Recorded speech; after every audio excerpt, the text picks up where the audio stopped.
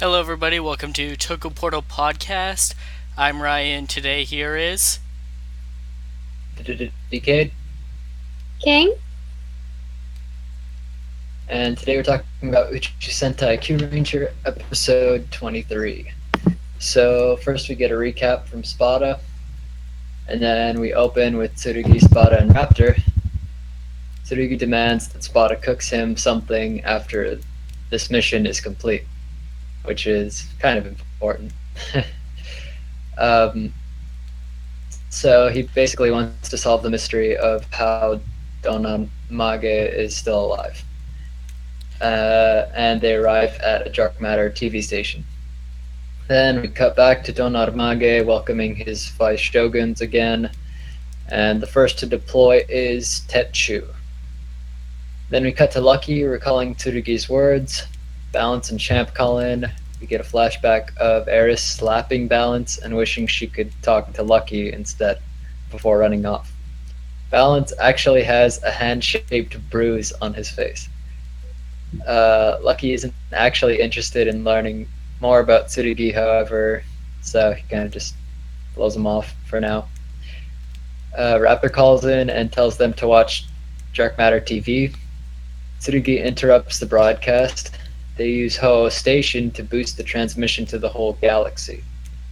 Otori Tsurugi tells everyone who he is and that he's the one who defeated Don Armage.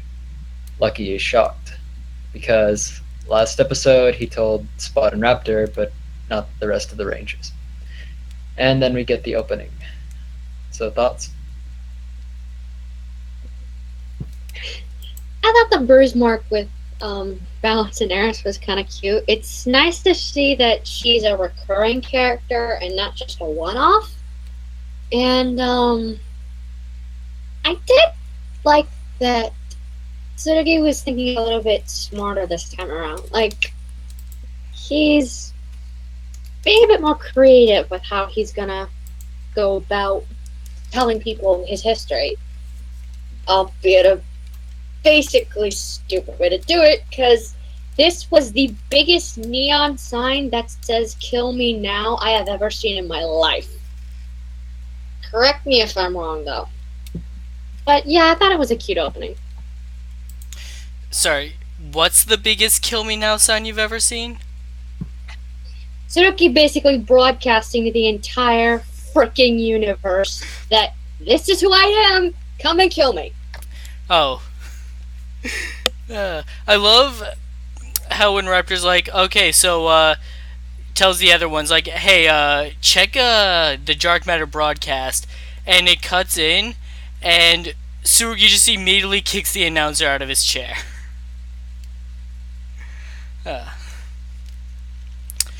As for, the opening, yeah, just standard catch-up stuff. Eris, I actually forgot that Eris had a thing for Lucky in the end, so I was expecting her to say she wanted to see Spada. Which, again, I feel like they should have just kept going with the Spada thing. Oh well. We'll get to more on Tsurugi later.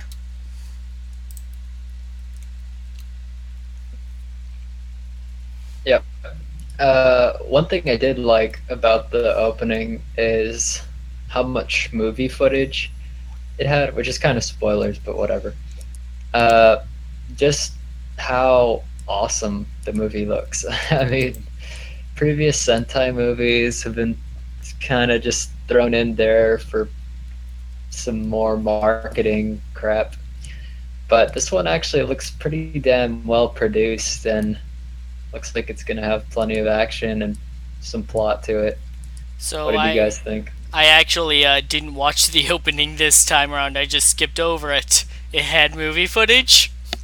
Yeah, it had a ton actually. It's getting closer every day, so it makes sense. Yeah, I think it'll be pretty awesome compared to some other Sentai movies we've been getting recently. So, yeah, then we get the episode title, Space 23, Be My Shield. Sholompo orders the Rangers to evacuate the civilians at the station. Tsurugi hopes that his broadcast lures out an important leader, but instead he gets Governor Media Tsuyoindepi, who is pretty much just a joke. The three Rangers star change. The sortie team arrives to protect the civilians. Tsurugi leaves the rest to them, but Tetsu soon arrives and announces that, yeah, he's the Vice Shogun. So King was right about the Rangers not knowing that the Vice Shoguns exist when they're showing that pyramid of power. Tsurugi engages Tetsu, but he's surprised that Tetsu doesn't remember him and is certain that he's also gotten stronger since they last fought. Raptor takes a direct hit to protect a civilian, and the Rangers retreat. Thoughts? Tetsuo, just as a villain, looks absolutely insane in design, in power. I'm really curious to see how he's connected to Tsurugi, and I don't know if it's been prevalent yet, but his voice actor is Ninja Blue from KyuuRanger, and that's one of my favorite old school Sentai. So that's a nice touch. And I sort of don't get why he didn't want to fight the little guy. I get that he wants a bigger, higher up Jack Matter soldier, but come on, it's still a monster. You were able to fight the other one just fine last time, albeit for different reasoning, but still. Yeah, I mean, it was a really good fight. I like that they gave him an attack sequence with Milky Way. I thought that was cool. And I still like how Raptor's holding on to the fact that she thinks she can fight around Tsurugi. I like the nice touch with the robotics parts, too. Thought they would have just glossed over that. So, yeah, I thought it was cool. Yeah, I also really enjoyed KyuuRanger. We were talking about voice actors over this past weekend. I can understand Tsurugi just wanting to get to the vice generals, because if you take out the people in charge, who are the current strongest, that just leaves the underlings. And there's a good chance that some of them are just going to fight each other trying to be the new guy in charge. But his just general attitude about handling situations is pretty bad. As for the guy not remembering him, that's starting to paint a picture here. Is the current Don Amarge the same one that he defeated in the past? Probably, because he remembers him. Are these the same generals? Probably not. He probably just remade them somehow. I don't know how. But if they don't remember him, there's a good reason for it. Like Body's Dog style? Maybe. That's my god. Yeah, like I said last episode, it really does add a pretty interesting layer to this new character that not only not only he has an interesting backstory, but seeing how the different dark matter people are reacting to him. Obviously, Don Armage is pretty concerned. That's why he wanted to destroy Earth so badly. And then these Vice Shoguns not remembering who he is. It's pretty interesting stuff. So yeah, Lucky's pretty pissed at Tsurugi, who has no remorse for his actions because he believes defeating the Vice Shogun is the fastest way to save the galaxy, and that the needs of the many should be chosen over the needs of the few. Sacrifices are necessary in his quest. Tsurugi tells Lucky to be his shield if he wants to fight beside him. He recalls how one comrade was paralyzed and another died protecting him. Lucky snaps. Tsurugi says that because he's immortal, only he can accomplish this mission. So yeah, quite a lot of back and forth. What did you guys think? I think I'm starting to like Anger Lucky now, because he holds his ground down well against Tsurugi.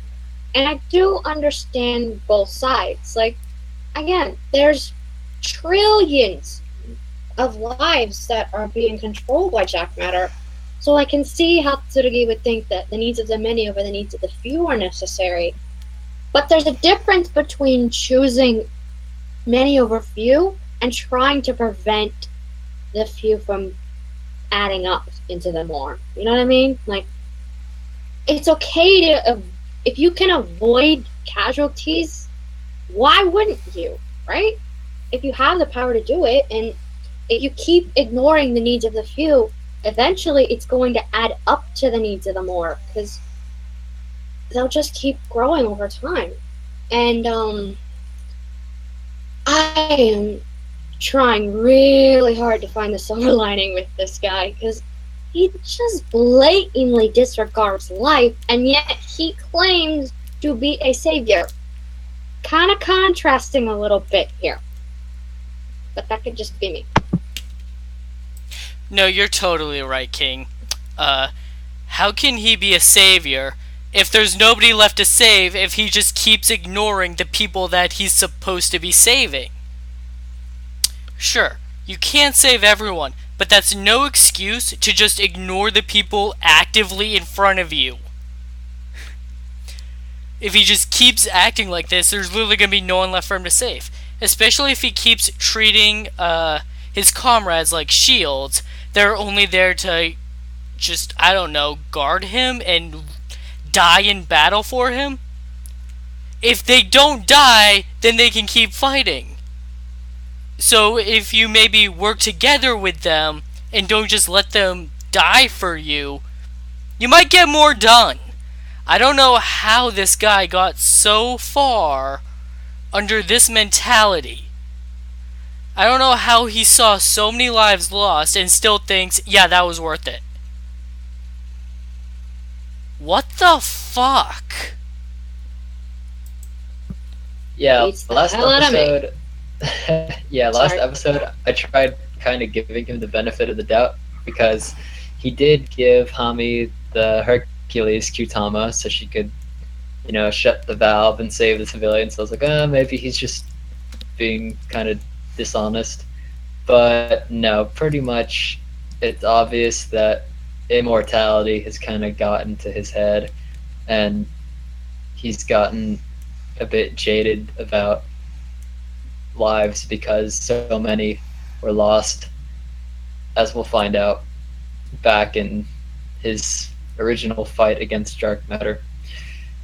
So yeah, he probably is going to have to get his shit together.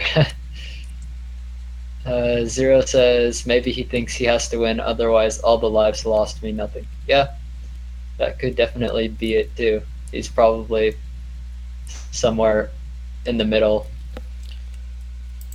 That's different from actively saying, you have to lose your life for me in order to be useful. Yeah, exactly. He's definitely an asshole. Amen to that. He's definitely a bit delusional, but he's probably going to come around. Okay, so Balance calls in again with another hand-shaped bruise on his face. Eris pushes him out of the way to talk to Lucky. Then we cut to Tsurugi repairing Raptor, who asks about his past.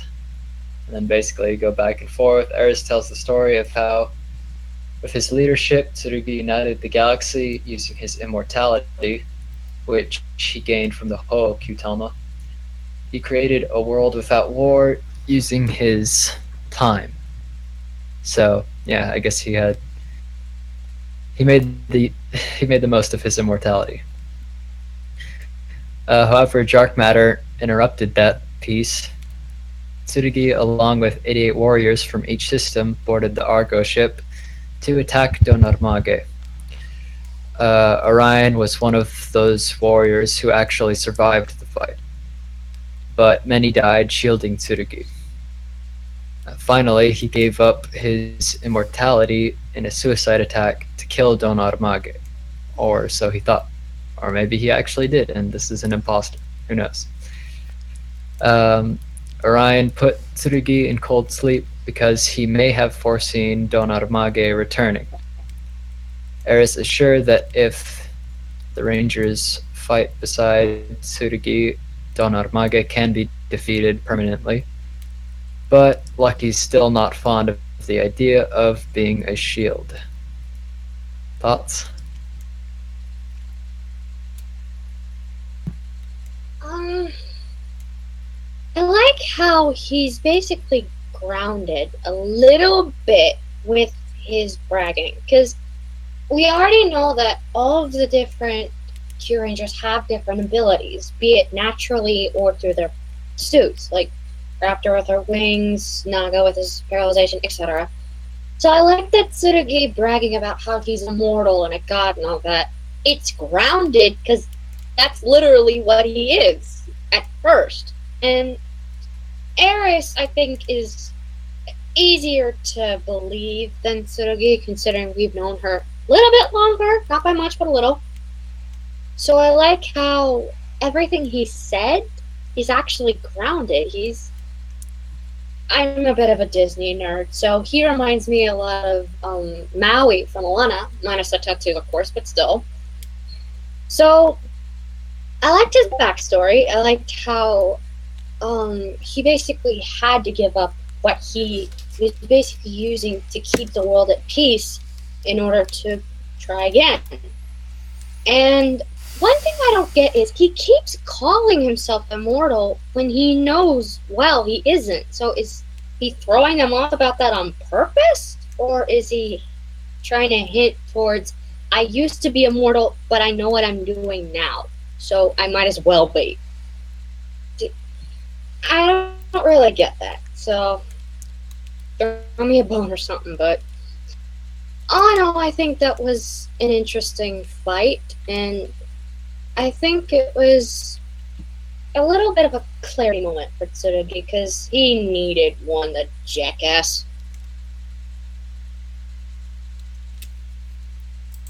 In Hitchhiker's Guide to the Galaxy, there was a character that was immortal, and he decided to spend his time going around insulting everyone in the universe. I think his was time well spent.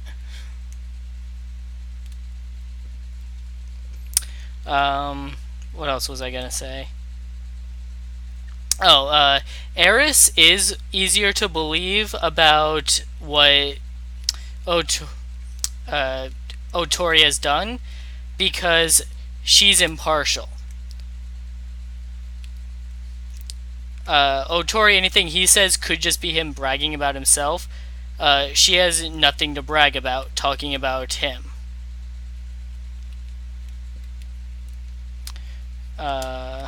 As for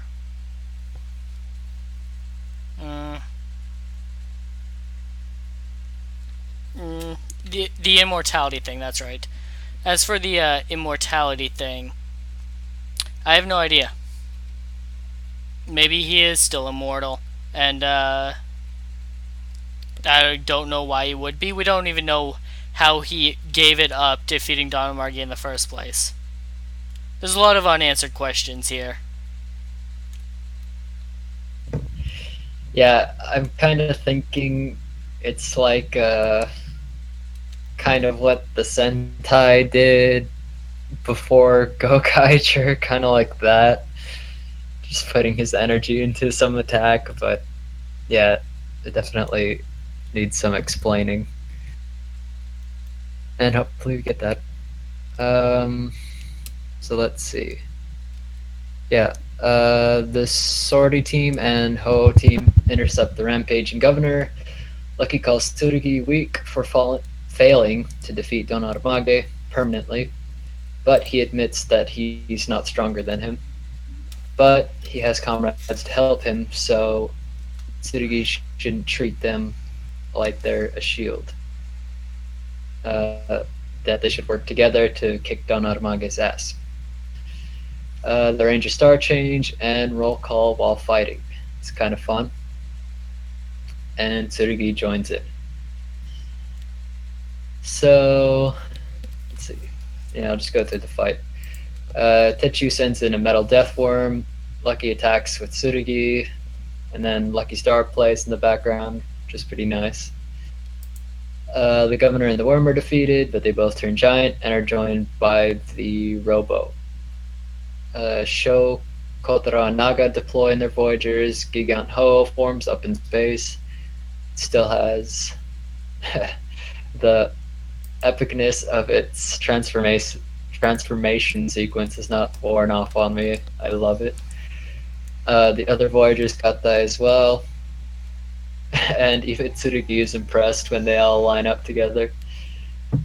The governor has some Indabi try to capture the fight up close on camera, but they kind of get scared, which is kind of funny.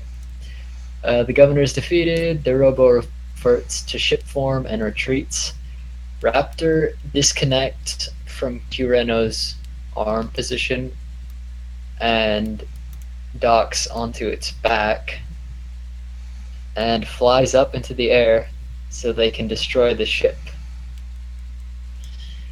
And Gigant Ho defeats the Metal Worm with Gigant Ho blazing.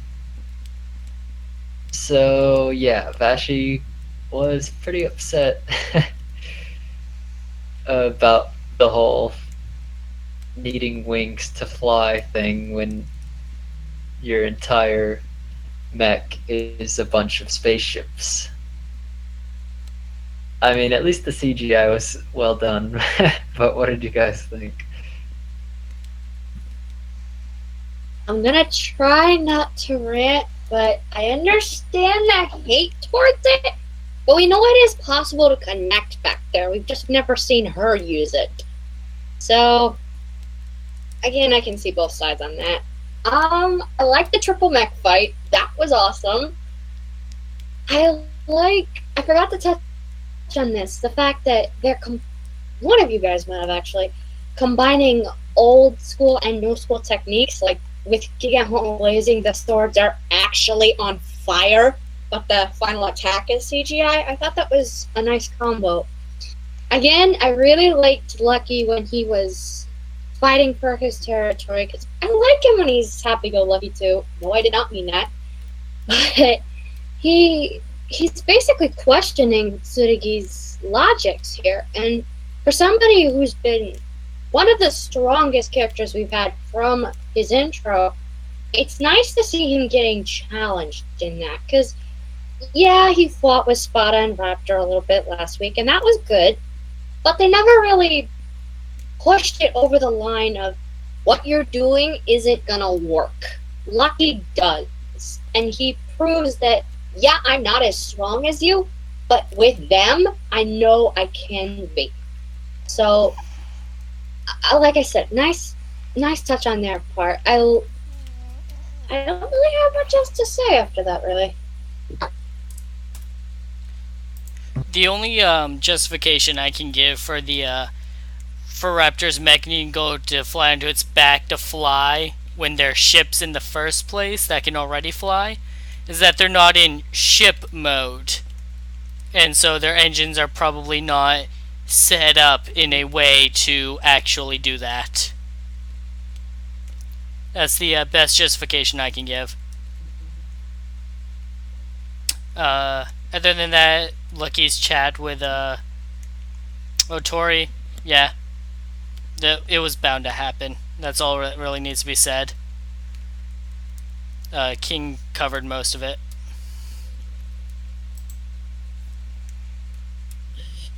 Yeah, and I think when we did see the mech fly, it was because it didn't have any legs attached to it, so it just used its stubs to propel through space in episode 1. But yeah, it probably isn't able to fly when it's completely formed.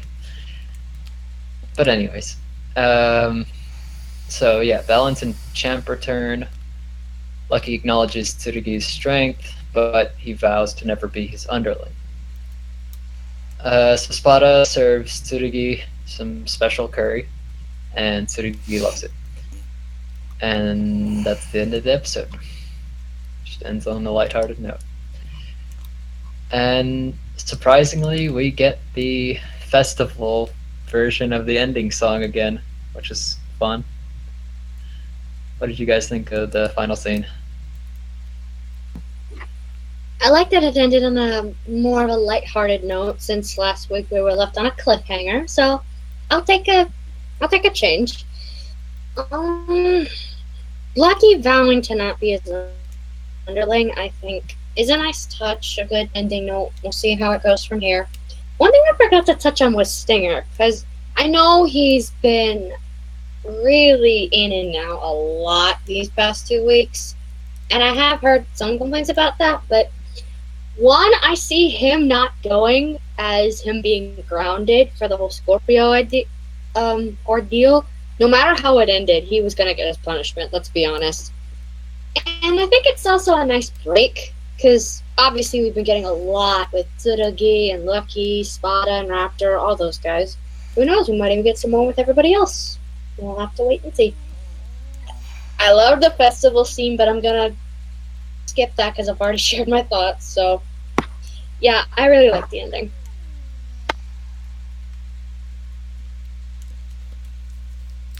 I was super worried that he wasn't going to like the Spada's food. I was gonna be like, oh man, if he doesn't like this, he is absolutely unredeemable. So I'm glad he liked it. One thing I forgot to talk about earlier was the fight scene. The KyuuRangers, that was really well choreographed. They showed really good teamwork there. I forget who the two were. They all started to blend together after a certain point, but two of them went in for like a combo attack together, and it was really good.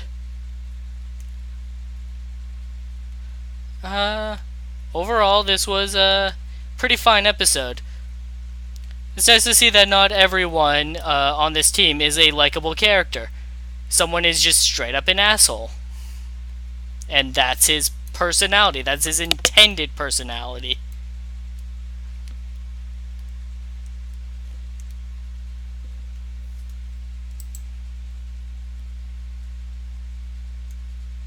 Yeah, it's pretty nice that as powerful as he is, you have his horrible ego and attitude to balance it out.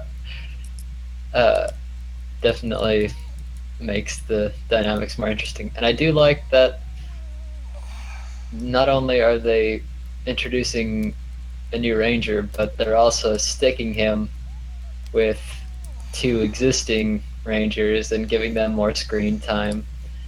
So yeah, that's pretty nice. I'll say it again. This was Sholampo's best idea in the entire series. Just being like, oh, thank goodness you're here. Here, have a chef and a personal assistant. Yeah, definitely. Plus, it makes it easier for him to mesh with the others because he already knows some of them really well. No, not really well, but you get my point.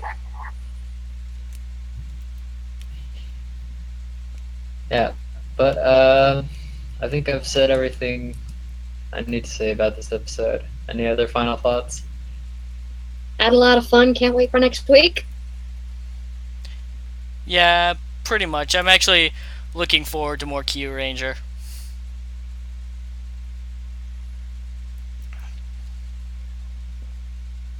Okay. So thanks for joining us this week. We'll see you all next time. Yep. Thanks for listening. Later, taters.